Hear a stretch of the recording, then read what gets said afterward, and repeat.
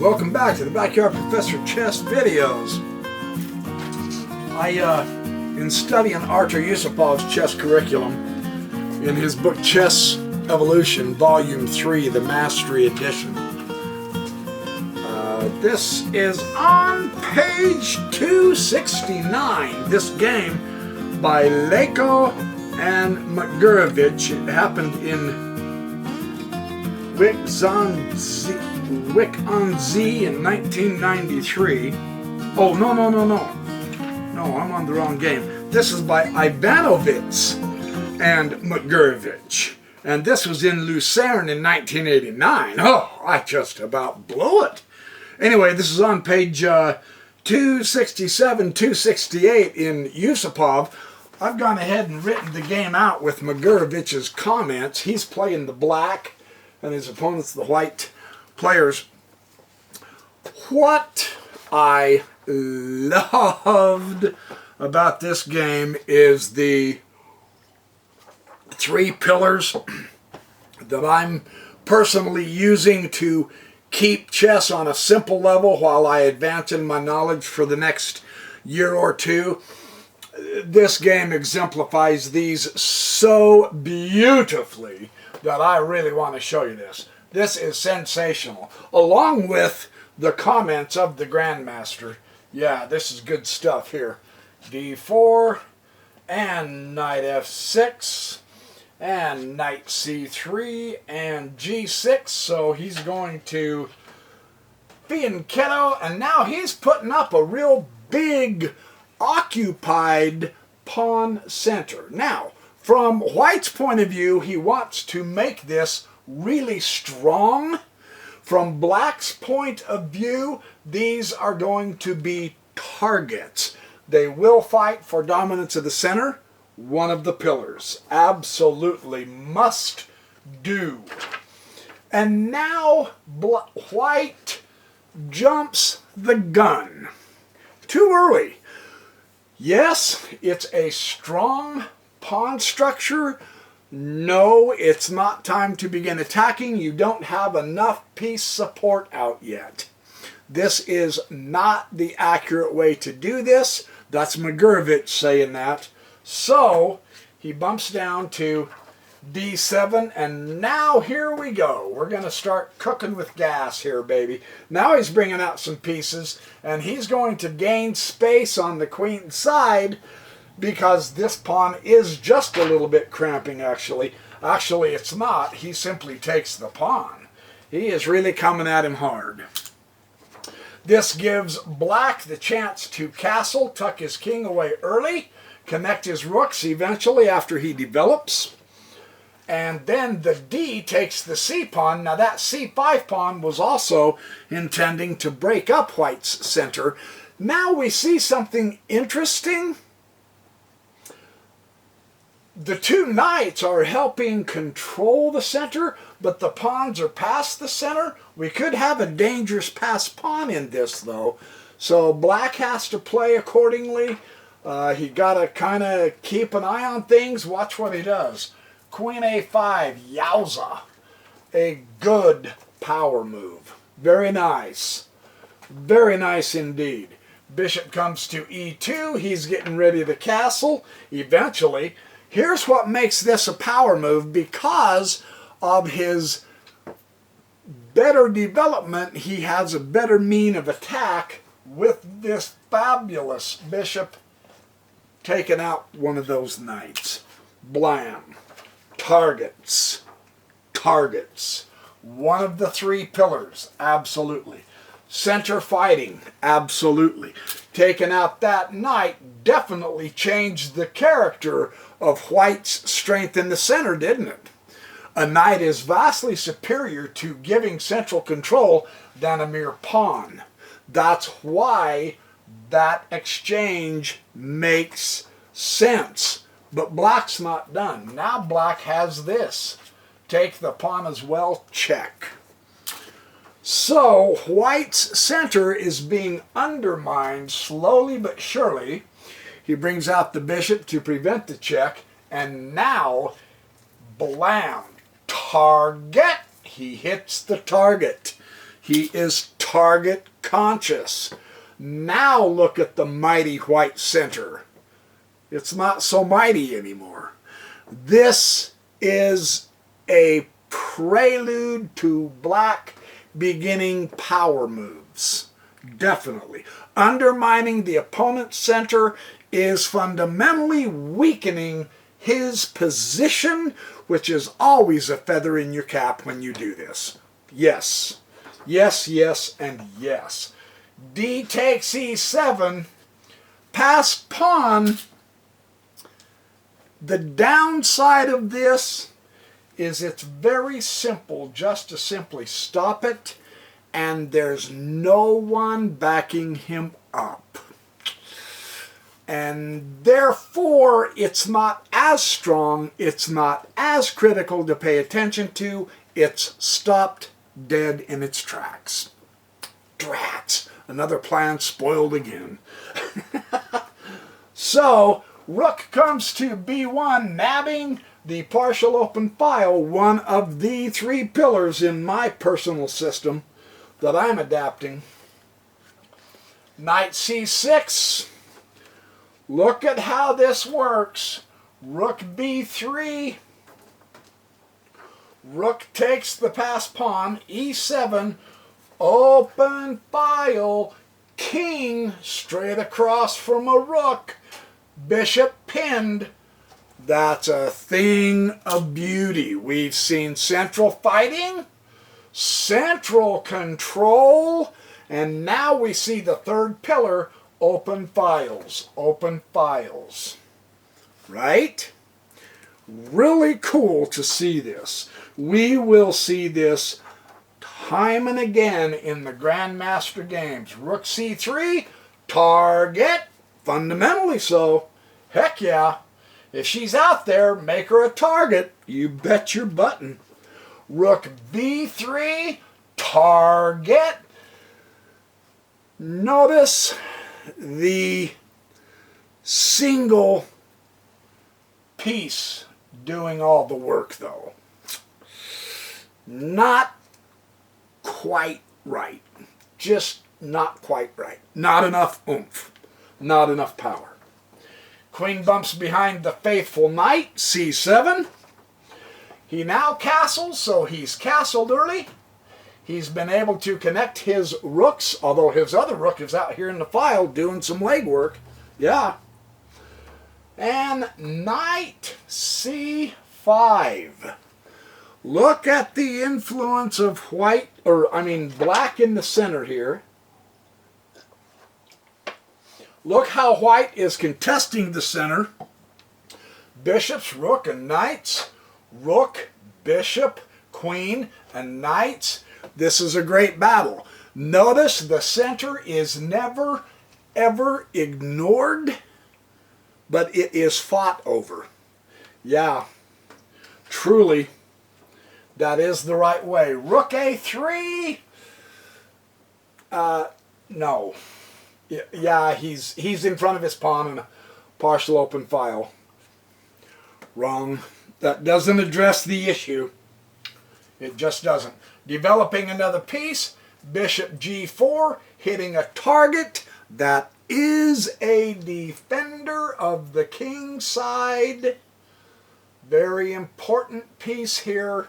The knight up here on a kingside castle.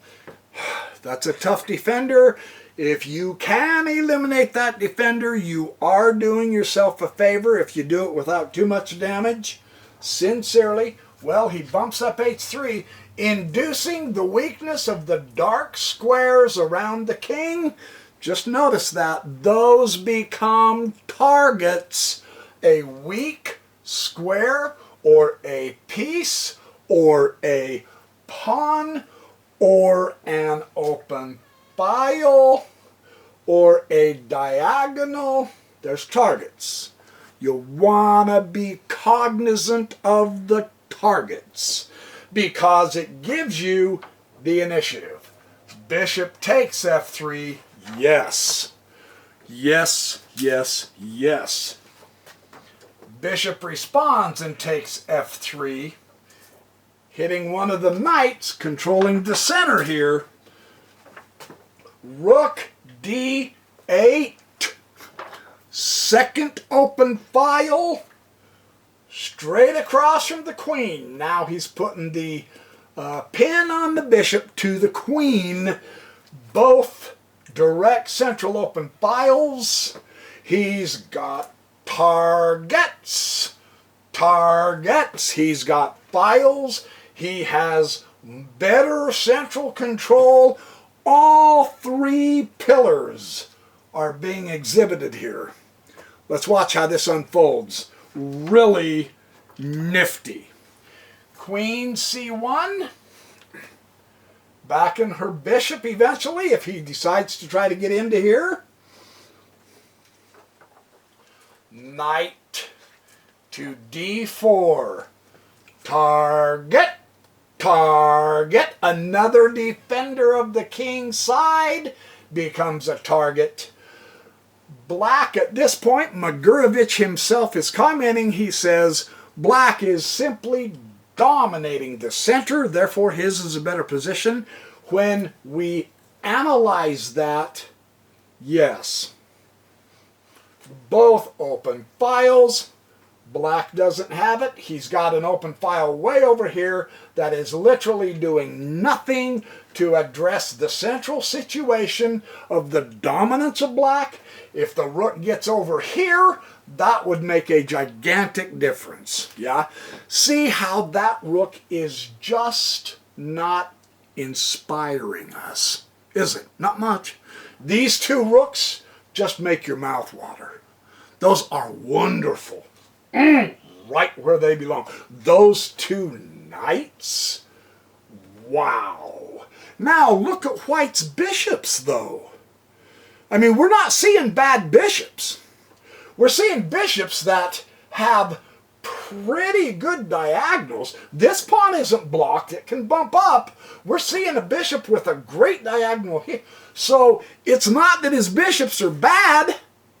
It's that Black's knights dominate the center.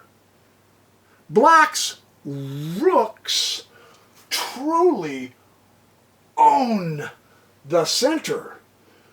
Queen on the third open partial file. All three of the power pieces are just taking a swath right through that center with two knights.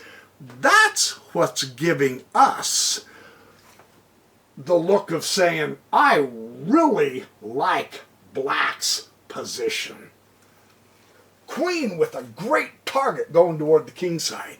Knight with a great target on the king side.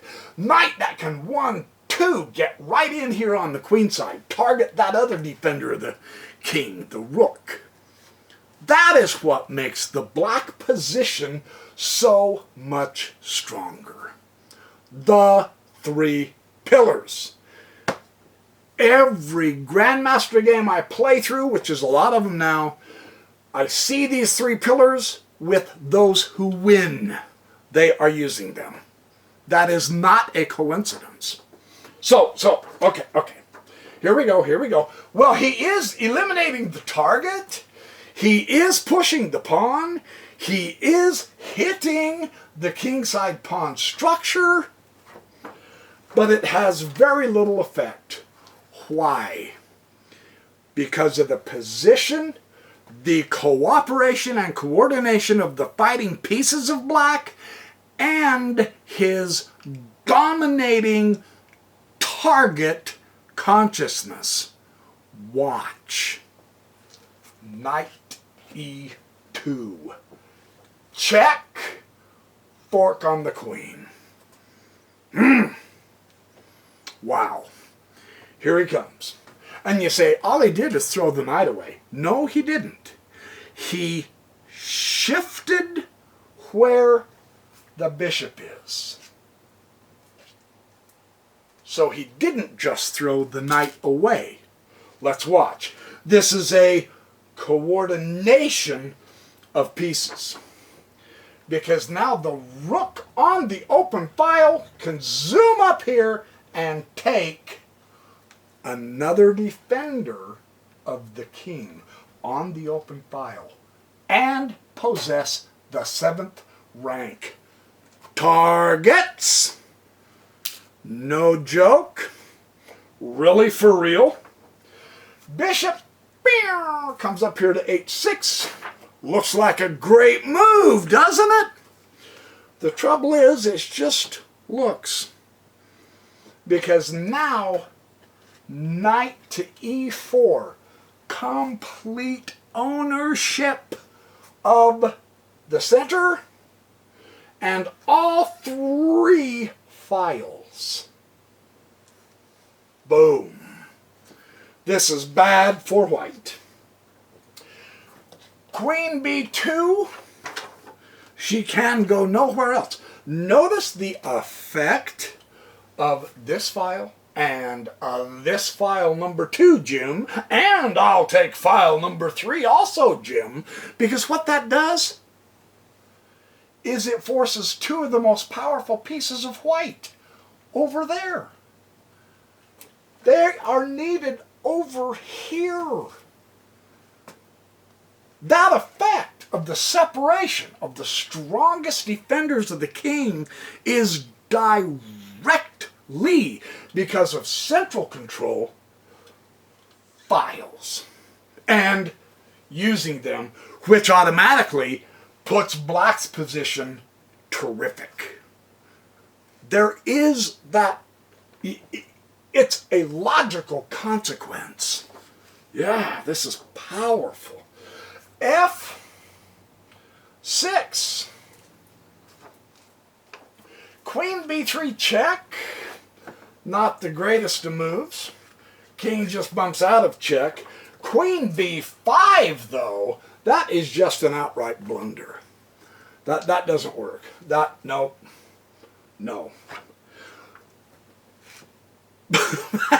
But is there much else he can do? Not really. Not really. Here's why this is a blunder. Using the open file, targets, bam, and pigs on the 7th. Pig and Miss Piggy on the 7th. Oh my gosh. That's overwhelming. Now, you notice every single move of black becomes stronger. That's not a fluke. It becomes stronger through the use of open files and 7th rank attacking capabilities. That is not a fluke. It became stronger through open files, central dominance, 7th rank attacking capabilities, and targets.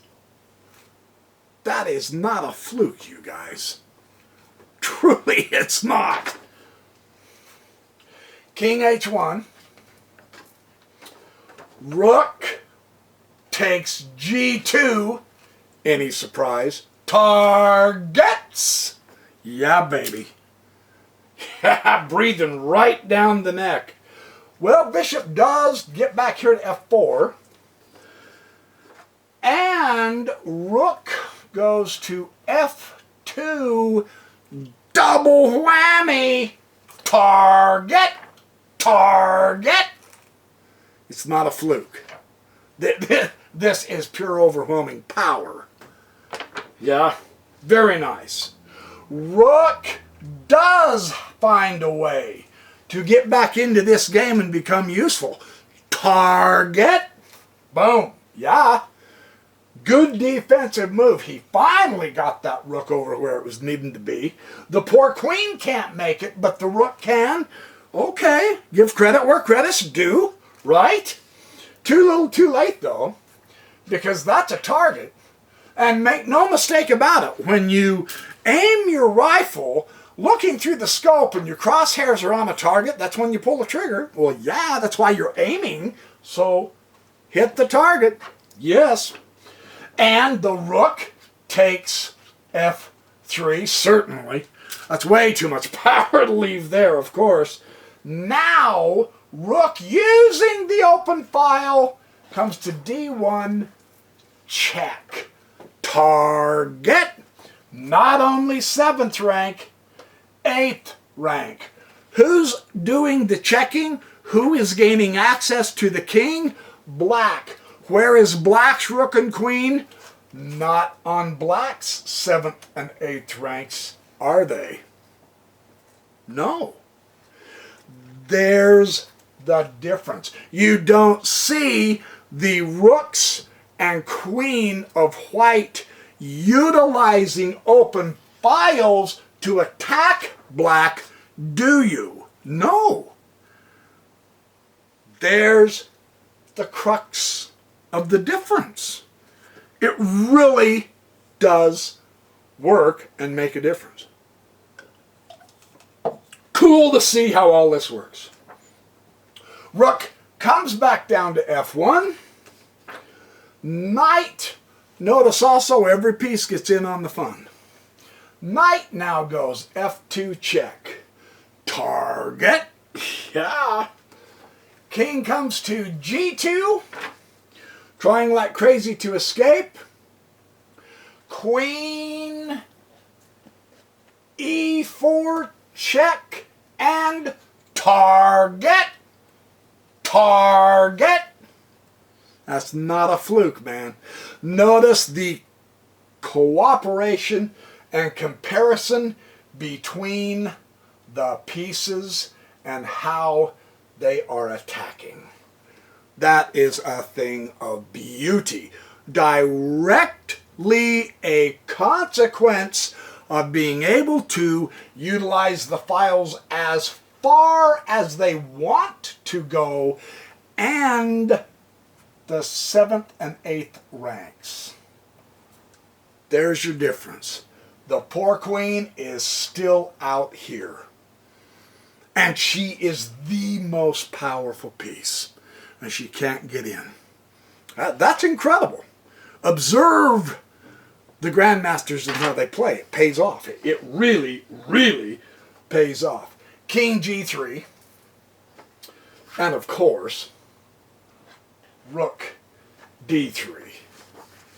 And this is where White resigned. Now, he did have a target. He could have taken the Rook, although the Queen would have taken him, so that wouldn't have helped him. He's better off coming here and hitting the King target. Because, I mean, if the King bumps to here, then it's just a matter of taking the Bishop and going checkmate. So, that is an absolutely exquisite demonstration of the 3 pillars, which will help us bump up stronger in our chess. So there's your video. Thanks for watching. Stay out of the cold, the wind, the snow, and the rain like I've had this last week if you can help it. Try to be good, do well, have fun, work hard, eat healthy, and drink a lot more water. We need to flood our brain with good water so that we can comprehend stuff like this. This is great stuff. So I will see you guys in the next Backyard Professor Chess video. And I'm serious. Drink more water. It works. Besides, it's so good.